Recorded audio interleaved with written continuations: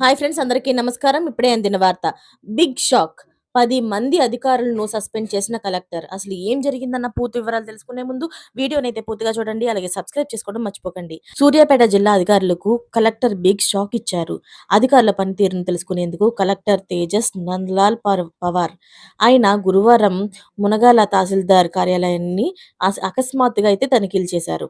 అయితే కానీ ఉదయం 11 గంటలు దాటినా సరే సగానికి పైగా రెవెన్యూ అధికారులైతే ఆఫీస్‌కు రాకపోవడంతోని కలెక్టర్ ఆగ్రహం వ్యక్తం చేశారు. "మీ ఆఫీస్‌లో సిబ్బంది సమన్పాలన పాటించరా?" అని తహసీల్దార్‌ను ప్రశ్నించారు.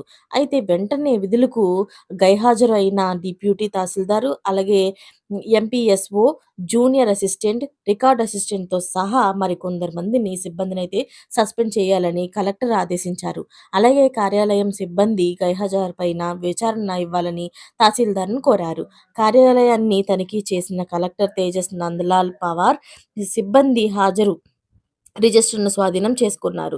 ప్రస్తుతం ఈ సంఘటన జిల్లా అధికారులని గుబులు పట్టిస్తుంది. అయితే ముఖ్యంగా ఇష్టానుసారంగా విధులకు హాజరవుతున్న అధికారుల వెన్నుల్లోని వణుకు పుట్టించేందుకే ప్రస్తుతం మునగాల తహసీల్దార్ ఆఫీస్‌లోని సగానికి పైగా సిబ్బంది సస్పెండ్ కావడం సూర్యాపేట జిల్లాలోనైతే సంచలనంగా మారింది.